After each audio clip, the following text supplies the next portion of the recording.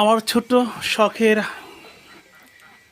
হাঁসের খামার চমৎকার ডিজাইন করে আমি খামারটা করেছি।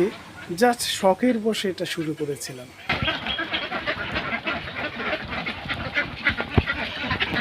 এই রাস্তাটা দিয়ে ওরা বের হয় এবং এই রাস্তা দিয়ে ভিতরে ঢুকে।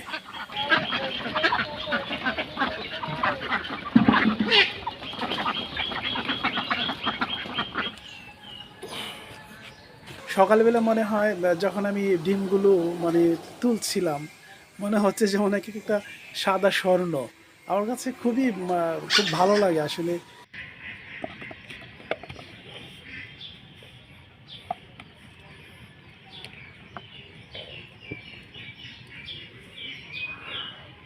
সারাদিন তো অনেক সময় থাকে হাতে, ব্যবসা ট্যাবসা করার পরেও সকালবেলা ঘর থেকে বেরোনোর আগে ঠিক এই কাজটা করতে খুব ভালো লাগে।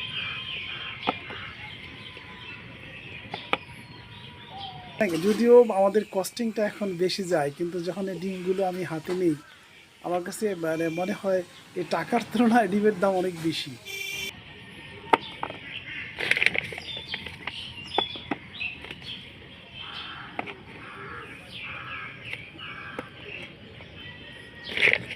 জাস্ট শখের বসে থেকে এই হাঁসের খামারটা করা। তারপরে আবার আরেকদিন আপনাদেরকে আমি দেখাবো পেঁপের চাষ করেছি, পেঁপের চাষ দেখাবো। তারপরে আমার গরুর প্রজেক্ট আছে, সেটাও আপনাদের ঘুরে দেখাবো। আসলে হার্ডওয়্যার স্যানিটারি ব্যবসাতে করে অনেকটা সময় থাকে আমার হাতে, সেই সময়টাকে কাজে লাগিয়ে দেয় আর কি। তো আসলে এই টুকিটাকি যদি আমরা এই কাজগুলো যদি ঘরোয়াভাবে করতে পারি, আসলে যে খাদ্যের যোগানো হয় এবং বাজারে কিন্তু চাপ কমে যায়, সেক্ষেত্রে দেশেরও একটা ভালো অবদান থাকে আপনার এই ক্ষুদ্র ক্ষুদ্র কাজের প্রতি।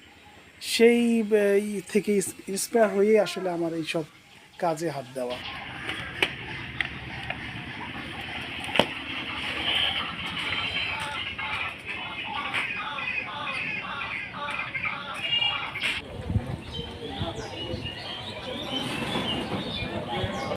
এটা হচ্ছে আমার বাড়ির ঠিক পূর্ব পাশে আমার একটা খাল।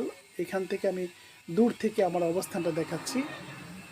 দেখতে পাচ্ছেন চমৎকার হাঁস, আর ওই যে ভিতরে হালকা ছোট একটা ঘর করে দিচ্ছি কবুতর পালার জন্য। এগুলো হলো আমার শখের একটা অংশ। যখনই সময় পাই তখন এগুলো আমি করে নিই আর কি। আসলে এই গ্লোবালাইজেশনের যুগে কোনো কাজকেই ছোট করে দেখার ফুসরত নাই। আপনার ছোট ছোট কাজগুলি একসময় বৃহৎ আকার ধারণ করে দেশের কিন্তু অর্থনৈতিকভাবে এটা স্বাবলম্বী করে তুলতে পারে। তাই আমি বলবো আসলে সবারই এরকম পাশাপাশি একটা যে কোনো একটা নেশার মধ্যে থাকা উচিত। অনেকটা এই যে ভার্চুয়াল জগৎ থেকে, নেটের জগৎ থেকে ফিরে এসে আমাদের প্রাচীন এই জনগোষ্ঠীর সাথে আমাদের মিশতে হবে।